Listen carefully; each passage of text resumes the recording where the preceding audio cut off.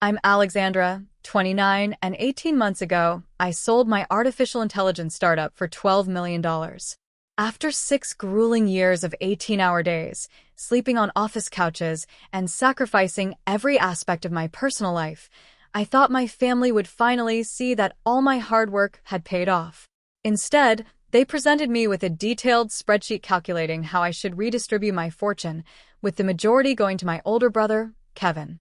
The betrayal felt like a knife to the chest, cutting deeper than any failed product launch or lost investor meeting ever could. When they accused me of being greedy for wanting to keep what I'd earned through blood, sweat, and countless sleepless nights, I was forced to make the most difficult choice of my life. Before I tell you how I had to choose between my financial independence and the family who believed they were entitled to my success, let me share the full story of how we got here. Growing up in Denver with my parents, Robert and Linda, and my older brother Kevin wasn't the fairy tale childhood I sometimes see in movies. We lived in a cramped 2-bedroom apartment in a working-class neighborhood. Dad was a mechanic at a local garage, coming home every night with grease under his fingernails and exhaustion in his eyes. Mom worked double shifts as a nurse at the county hospital, always tired, but somehow managing to keep our small family fed and clothed. We weren't poor exactly, but we definitely knew the value of every dollar that came into our household. Kevin was born 3 years before me, and from my earliest memories, he was the golden child. Everything came naturally to him: sports, making friends, charming adults with his easy smile and quick wit. I was the awkward little sister, always trailing behind, trying to keep up with his effortless popularity. When Kevin scored the winning goal in Little League, our parents would beam with pride and take him out for celebratory ice cream. When I won the elementary school science fair with my volcano project that I'd worked on for weeks, Dad would nod approvingly and say, "That's nice, honey," before turning back to whatever Kevin was doing. The pattern established itself early and never really changed. Kevin needed help with homework. "Alexandra, you're so smart with numbers. Help your brother with his math." Kevin wanted to use the family computer for his school project. "Let Kevin have it first, Alexandra. You can use it later." Kevin broke something valuable? It was an accident. Don't be so hard on him. When I broke the same type of thing. "Alexandra, you need to be more careful. We can't afford to replace everything." By middle school, I had learned to be invisible in my own family. Kevin played football and baseball, dated the popular girls, and had a constant stream of friends coming through our apartment. I found solace in the school library, devouring every book I could find about computers and technology. When the librarian, Mrs. Patterson, introduced me to basic programming on the old-school computers, something clicked in my brain like a lock opening. Here was a world that made sense, where logic ruled and hard work produced predictable results. "You have real talent for this," Mrs. Patterson told me one afternoon as I debugged a simple program I'd written. "Have you thought about pursuing computer science seriously?" I hadn't, but her words planted a seed that would grow into my entire future. High school amplified all the existing dynamics in our family. Kevin became the star quarterback, homecoming king, and the guy everyone wanted to be friends with. His Friday night games were family events where Mom and Dad would cheer loudly from the stands, wearing his jersey number with pride. I joined the robotics club and the computer programming team, spending my Friday nights in the school lab working on code while my family celebrated Kevin's latest touchdown. When Kevin barely graduated with a 2.3 GPA, my parents were relieved and proud. "He tried his best," Mom would say. "Not everyone is naturally academic." When I graduated as valedictorian with a full scholarship to Colorado State University, the celebration was muted. "We always knew you were smart, Alexandra," Dad said. "But don't let it go to your head. Remember where you come from." College was my escape and my salvation. For the first time in my life, I was surrounded by people who valued intelligence and hard work over social status and athletic ability. I threw myself into computer science with a passion that bordered on obsession. While my roommates went to parties and football games, I was in the computer lab at 2 a.m., learning new programming languages and dreaming about the possibilities of artificial intelligence. Kevin, meanwhile, had enrolled at a local community college, but dropped out after one semester. He moved back in with our parents and got a job at a sporting goods store. My parents were understanding and supportive. College isn't for everyone, Mom explained during one of our weekly phone calls. Kevin has other talents. When I asked what those talents were, she couldn't give me a specific answer. During my sophomore year, I had my first real breakthrough. I developed a simple chatbot for my AI class that could help students with basic math problems. My professor was impressed enough to recommend me for a summer internship at a tech startup in Boulder. The internship opened my eyes to the world of entrepreneurship and showed me that the impossible ideas I dreamed about in my dorm room could actually become reality. My parents' reaction to my internship opportunity was telling. "That's nice, honey," Dad said when I called to share the news. "But make sure you're not getting in over your head. These tech companies can be pretty cutthroat." In the same conversation, they spent 20 minutes detailing Kevin's promotion to assistant manager at the sporting goods store, as if managing inventory was equivalent to developing cutting-edge artificial intelligence. The internship was transformative. I worked with a team of brilliant engineers who were building machine learning algorithms for healthcare applications. For the first time, I saw how technology could solve real-world problems and potentially change millions of lives. My supervisor, Dr. Martinez, became an informal mentor who encouraged me to think bigger than just getting a job after graduation. "You have the kind of mind that comes along maybe once every few years," she told me at the end of the summer. "Don't waste it by playing it safe. The world needs people who can push the boundaries of what's possible." When I returned to school for my junior year, I had a new sense of purpose. I changed my major to a double degree in computer science and business, knowing that technical skills alone wouldn't be enough if I wanted to build something meaningful. I also started working on my first real AI project, a system that could analyze student learning patterns and provide personalized tutoring recommendations. The project consumed every free moment I had. While other students were joining sororities or playing intramural sports, I was in the lab refining algorithms and testing different approaches. My social life was non-existent, but I was happier than I'd ever been. I was building something that mattered, something that could help students who struggled the way Kevin had struggled in school. When I called home to share my excitement about the project, my parents' response was predictably underwhelming. "That sounds complicated," Mom said. "Are you sure you're not working too hard? Kevin's been asking about you. He'd love to hear from his little sister more often." The conversation quickly shifted to Kevin's new girlfriend and his plans to move to a bigger apartment. I graduated summa cum laude with job offers from 3 major tech companies. The offers were substantial, starting salaries that would make me financially secure immediately. But Dr. Martinez's words echoed in my mind. I had an opportunity to do something bigger, to take the AI tutoring system I developed and turn it into a real company that could help students across the country. The decision to turn down those job offers and start my own company was the scariest thing I'd ever done. I had $3,000 in savings, a laptop, and an idea that I believed could change education. My parents thought I'd lost my mind. "You're throwing away a guaranteed good job to chase some fantasy," Dad said during a tense phone conversation. "These tech startups fail all the time, Alexandra. You should be practical." In the same breath, they offered to help Kevin with a security deposit on his new apartment, even though they told me repeatedly that they couldn't afford to help with my student loans. I moved to Austin with my savings, a used car, and a determination to prove that my idea could work. I rented the cheapest studio apartment I could find, ate ramen noodles for breakfast, lunch, and dinner, and worked 18-hour days to build the first version of what would become IntelliTutor. Those early days were brutal. I was the entire company, the developer, the customer service representative, the marketing department, and the janitor. I'd wake up at 5 a.m., write code until noon, spend the afternoon reaching out to potential customers, and then debug and improve the system until I collapsed into bed at midnight. My social life consisted of brief conversations with the barista at the coffee shop where I worked most days. The first version of IntelliTutor was rough around the edges, but it worked. The AI could analyze how students learned math concepts and provide personalized practice problems that adapted to their individual needs. Early beta testers reported significant improvements in their children's math scores, and word began to spread through parent networks and education forums. Meanwhile, Kevin had been fired from his job at the sporting goods store for repeatedly showing up late and calling in sick. My parents were sympathetic and supportive, offering to let him live rent-free while he figured things out.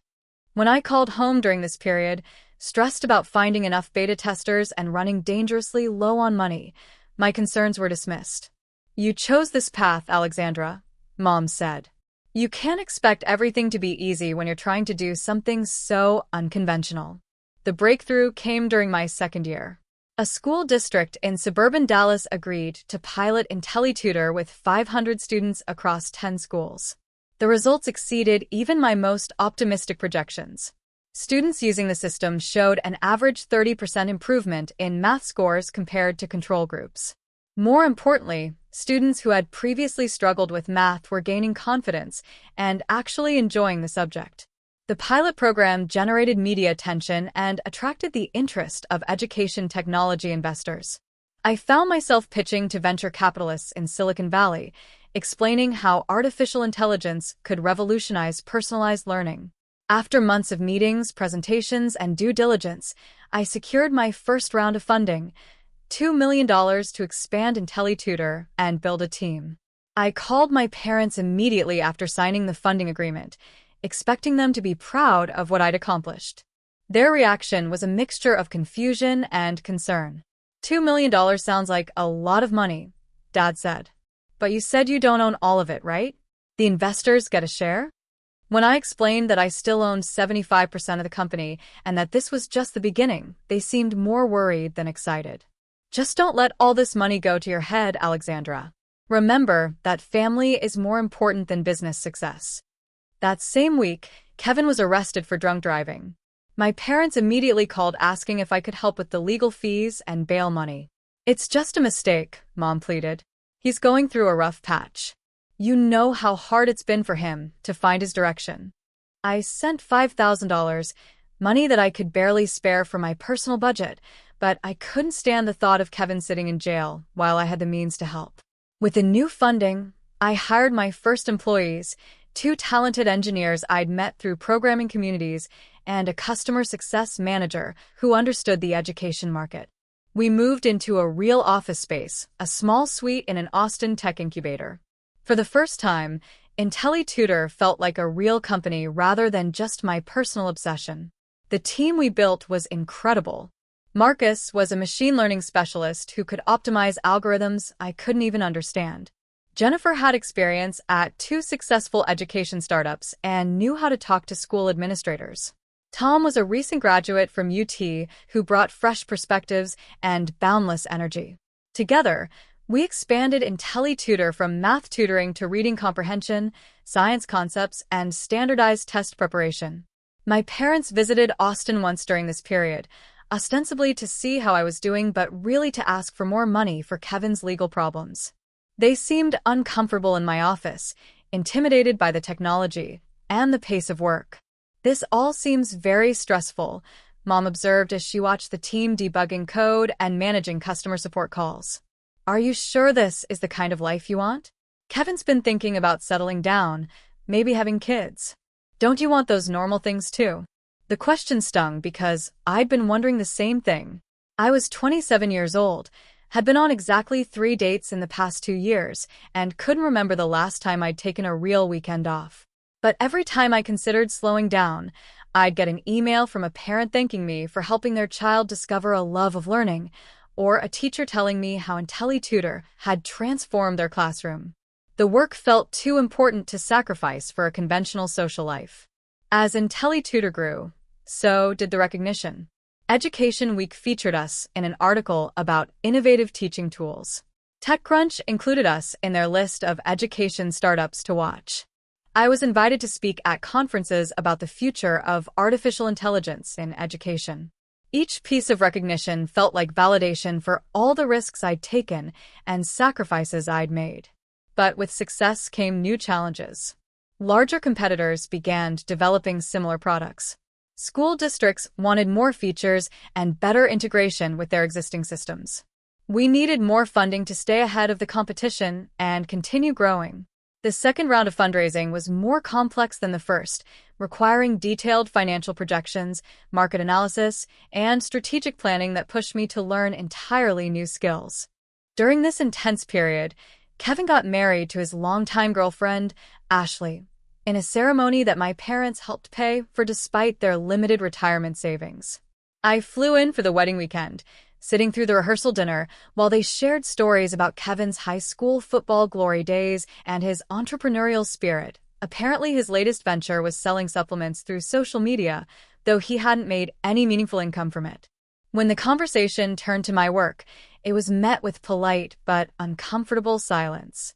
"We're so proud of Alexandra and her computer company," Dad announced, clearly not understanding what IntelliTutor actually did.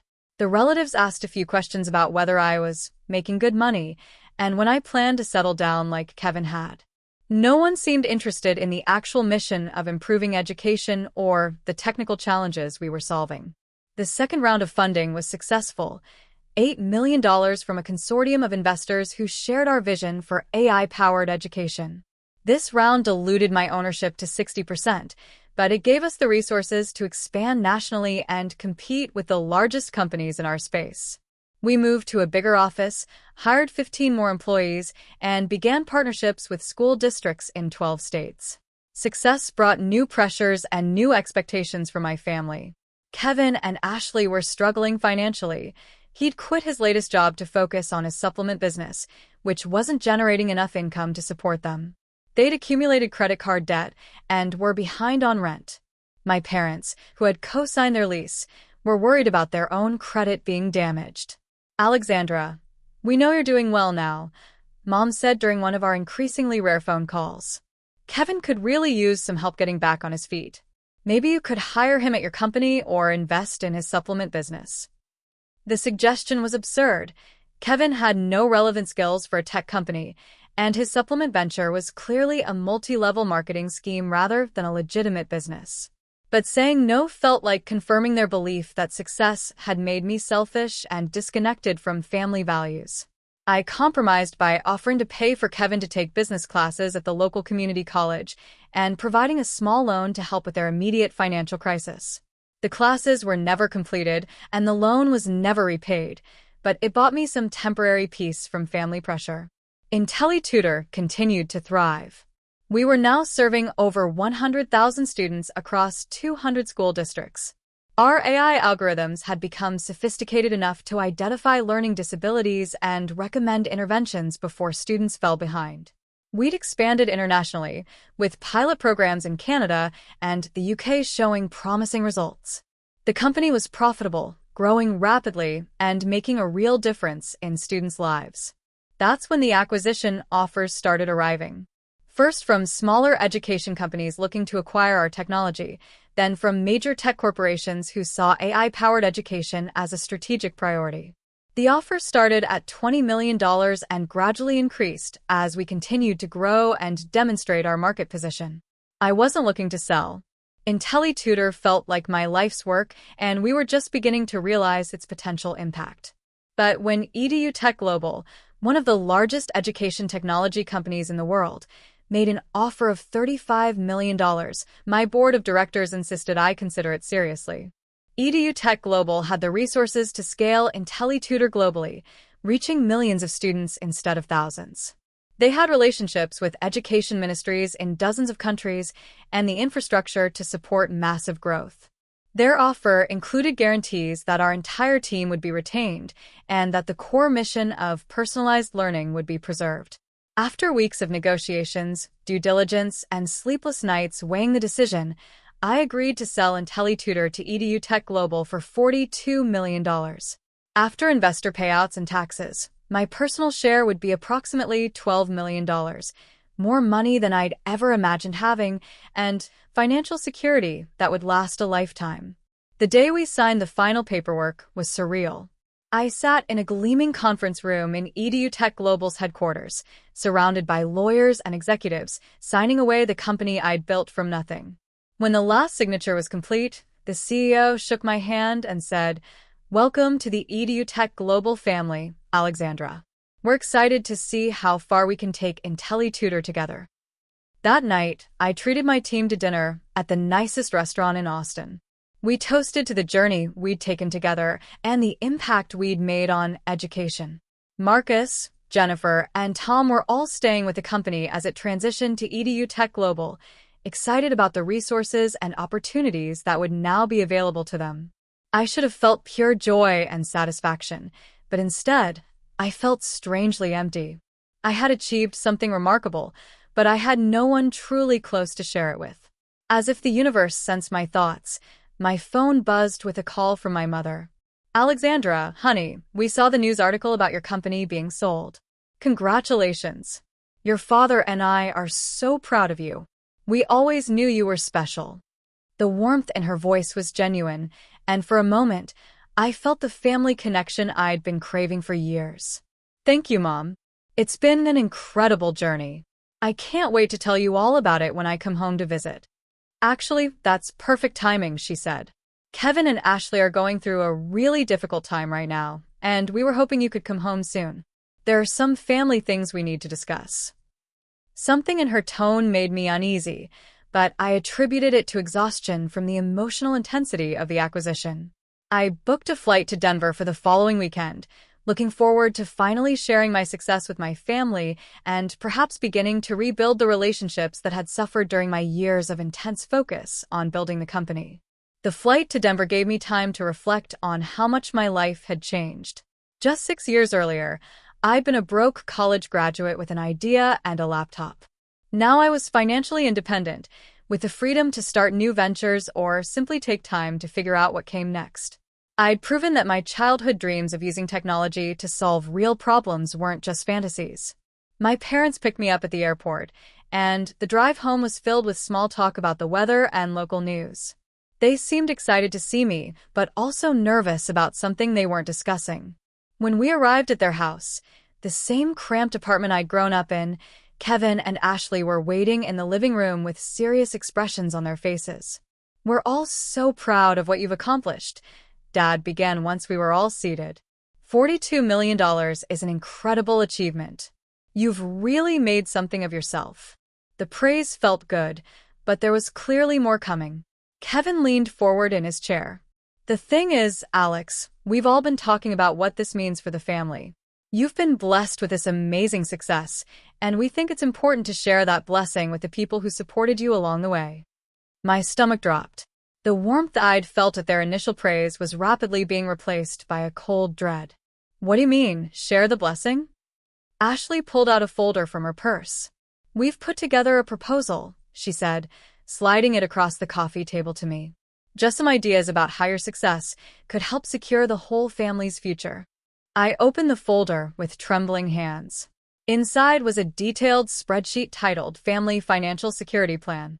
The document outlined how they believed I should distribute my $12 million acquisition payout. According to their calculations, I should pay off Kevin and Ashley's $45,000 in credit card debt, provide a $200,000 down payment for Kevin and Ashley's dream house, establish a $500,000 investment fund for Kevin's various business ventures, pay off my parents' mortgage and provide them with a $300,000 retirement fund, set up college funds of $100,000 each for the grandchildren they plan to have, purchase a family vacation home that everyone could use, provide Kevin with a $5,000 monthly allowance while he built his businesses. The total came to approximately $6.8 million, more than half of my pre-tax acquisition money. "This still leaves you with plenty," Mom said gently when she saw my shocked expression. $5 million is more than most people see in a lifetime, Alexandra. And you're young. You can always make more money. But family is forever. I stared at the spreadsheet, unable to process what I was seeing. They had literally calculated how to spend my money without ever asking me what my own plans or needs might be. The assumption that my success belonged to all of them was so complete that they'd created a formal proposal for redistributing my wealth. "I need some time to think about this," I said, closing the folder with hands that had started shaking. "Of course," Dad said. "Take all the time you need. We're just so grateful that you're in a position to help your family this way. It's what families do for each other." That night, Lying in my childhood bed, I stared at the ceiling and tried to make sense of what had happened. The family I'd been desperately seeking approval from my entire life didn't see my success as something to celebrate. They saw it as a solution to their financial problems. The years of sacrifice, the risks I'd taken, the sleepless nights building something meaningful, none of that mattered to them. What mattered was that I now had money they needed. I thought about Kevin's pattern of financial irresponsibility, how my parents had always enabled his poor decisions while expecting me to be self-sufficient. I thought about the years I'd worked to build something that could change education for millions of students, while they'd barely shown interest in understanding what I actually did. I thought about the assumption that my achievements were somehow a family asset to be distributed rather than the result of my individual effort and sacrifice. The next morning, I asked to speak with them again. I'd made my decision. "I've thought about your proposal," I began, "and I can't agree to it." The temperature in the room seemed to drop 10 degrees instantly. Kevin's face flushed red. "What do you mean you can't agree to it? We're talking about your family, Alex. The people who love you and supported you your whole life." "You've supported me?" I asked, genuinely confused. When? "When you told me to get a stable job instead of starting my first company. When you spent 20 minutes celebrating Kevin's assistant manager promotion while barely acknowledging my full scholarship to college. When you asked me to help Kevin with his homework every night but never offered to help me with mine." "That's not fair," Mom interjected. "We always knew you were capable of taking care of yourself. Kevin needed more support because things didn't come as easily to him. And now you're asking me to continue supporting him for the rest of his life with a monthly allowance and investment funds for businesses he's never shown any ability to manage successfully." Ashley spoke up for the first time. "Kevin has great ideas. He just hasn't had the same opportunities you've had. If you really cared about family, you want to level the playing field." "Level the playing field?" I couldn't keep the incredulity out of my voice. I worked 18-hour days for 6 years. I lived on ramen noodles and slept on office couches. I risked everything I had multiple times to build something meaningful. How exactly is giving Kevin $500,000 to invest in supplement schemes leveling any kind of playing field? Dad's voice was cold when he responded. "Money has changed you, Alexandra. You've become selfish and forgotten where you came from. We raised you to care about family, but apparently, success has made you think you're better than the rest of us." The accusation hit like a physical blow. I'd been afraid of this moment my entire life, the moment when my family would reject me for not being what they needed me to be. But now that it was happening, I found myself feeling something unexpected: relief. The masks were finally off. The conditional nature of their love was laid bare. "I'm not selfish for wanting to make my own decisions about my money," I said quietly. "I'm not obligated to fix everyone else's financial problems because I worked hard and took risks that paid off. And I'm not going to apologize for succeeding when everyone told me I was making a mistake." Kevin stood up abruptly. "So that's it? You're just going to hoard your millions while your own brother struggles to pay rent? While Mom and Dad work into their 70s because they can't afford to retire after helping us through college? I never asked them to help you financially as adults," I pointed out. "And I offered to pay for business classes and gave you a loan that you never repaid. I'm not responsible for your financial decisions, Kevin." "You're our family," Ashley shouted. "We've been there for you, emotionally, your whole life. The least you can do is help us financially now that you can afford it." I looked around the room at their angry, entitled faces and realized that this had been inevitable. They'd never seen me as a person with my own dreams and needs. I was either the responsible daughter who required less attention or the successful daughter who could solve their problems. But I was never just Alexandra, a person worthy of love and respect regardless of what I could provide. "I'm going back to Austin tomorrow," I said, standing up. "I love you all, but I can't have a relationship based on you feeling entitled to my money. If you walk out that door without helping your family," Dad said, his voice shaking with anger, "don't bother coming back. Blood is supposed to mean something, Alexandra. If you're too selfish to help your own brother and parents when you have more money than you could spend in a lifetime, then you're not the daughter we raised." Mom started crying. "Please don't do this, Alexandra. Family is all we have. Money comes and goes, but family is forever. I looked at each of them one more time. My parents who had never truly seen or valued me for who I was, my brother who had spent his entire adult life expecting others to solve his problems, and his wife who felt entitled to money she'd played no role in earning. The sadness I felt was profound, but it was mixed with something I'd never experienced before, complete clarity about who these people actually were. "You're right that family should be forever," I said. "But family should also be based on love and respect, not financial obligation. I hope someday you can see the difference." I packed my bag while they sat in the living room in angry silence. As I waited for my ride to the airport, I could hear them talking in heated whispers about my selfishness and ingratitude. None of them came to say goodbye. The flight back to Austin was the loneliest journey of my life. I'd achieved everything I'd dreamed of professionally, but I'd lost my family in the process. Or perhaps I'd finally seen clearly that the family I'd been trying to win over had never really existed in the first place. The weeks that followed were some of the darkest I'd ever experienced. My phone buzzed constantly with calls and texts from my parents and Kevin, alternating between tearful pleas and angry accusations.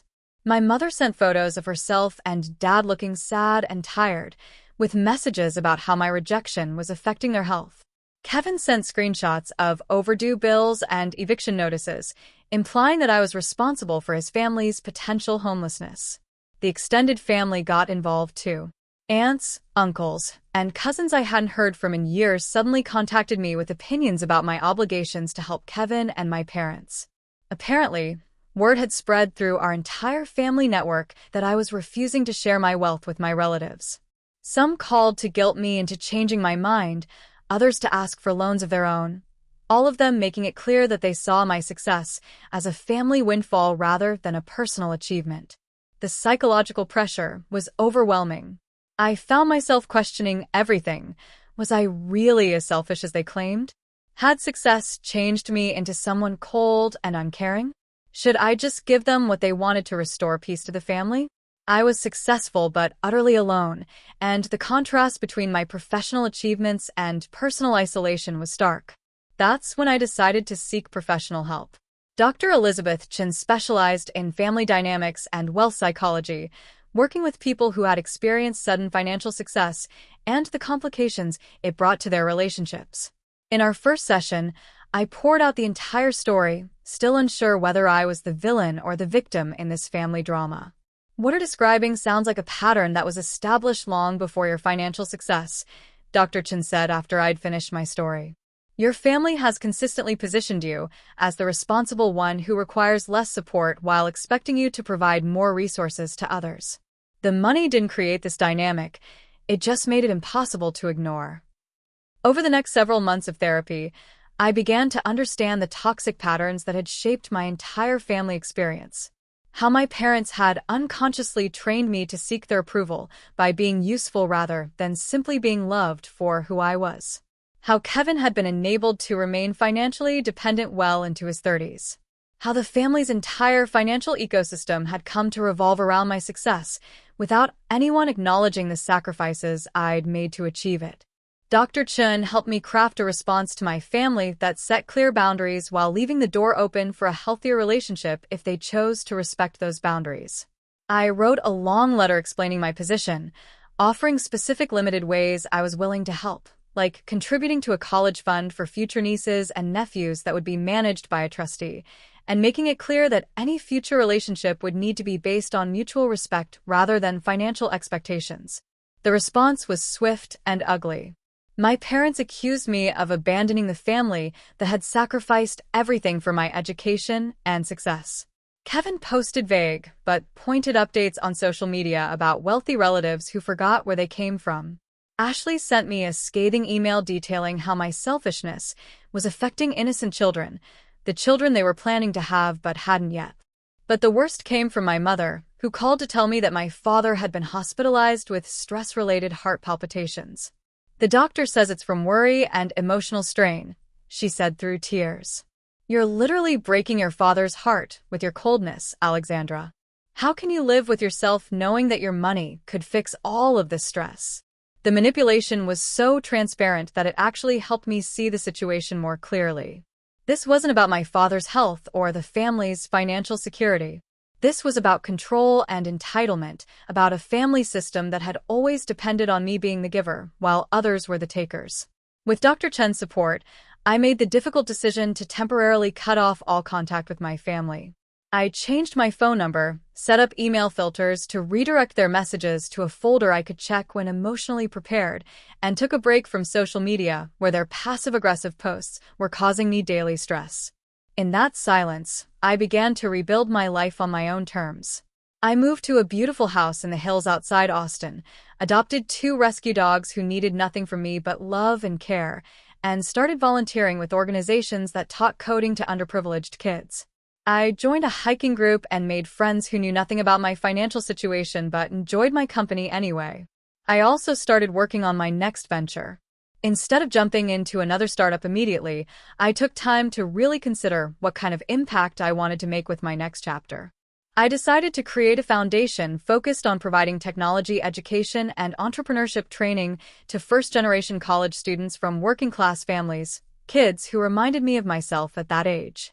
The foundation work was deeply fulfilling in ways that IntelliTutor, as successful as it had been, hadn't quite achieved. I was using my resources and experience to create opportunities for young people who had the talent and drive but lacked the connections and financial support to pursue their dreams in technology. At a foundation fundraising event, I met David, a nonprofit lawyer who was passionate about education equity.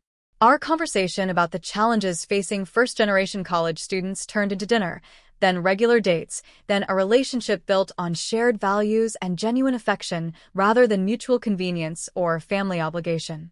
David knew about my financial situation, but was more interested in my work and my perspective on using technology for social good. He had his own successful career and his own passions, so our relationship felt balanced in a way I'd never experienced before. For the first time, I was with someone who valued me for who I was rather than what I could provide. A year after cutting contact with my family, I received an unexpected letter. It was from my cousin Maria, who had always been the family peacemaker. She'd heard about the estrangement from my parents and wanted to share her perspective as someone who'd watched our family dynamics from the outside. "I've seen how differently your parents treated you and Kevin your whole lives," she wrote. "They expected you to be independent and successful while making excuses for Kevin's failures. Now they want to benefit from your success, without acknowledging the double standard. You're not wrong to protect yourself from that kind of manipulation." The validation from someone within my extended family was both comforting and heartbreaking. It confirmed that the patterns I'd experienced weren't just my imagination or oversensitivity. But it also made clear that this wasn't a misunderstanding that could be easily resolved. It was a fundamental difference in values and expectations. Around the same time, my financial advisor contacted me with an update about some investments I'd made in education technology startups. Several of the companies were doing well, and my portfolio had grown significantly beyond the original $12 million from the acquisition. The irony wasn't lost on me. While my family was angry about my unwillingness to share my wealth, that wealth was continuing to grow because I was making smart financial decisions rather than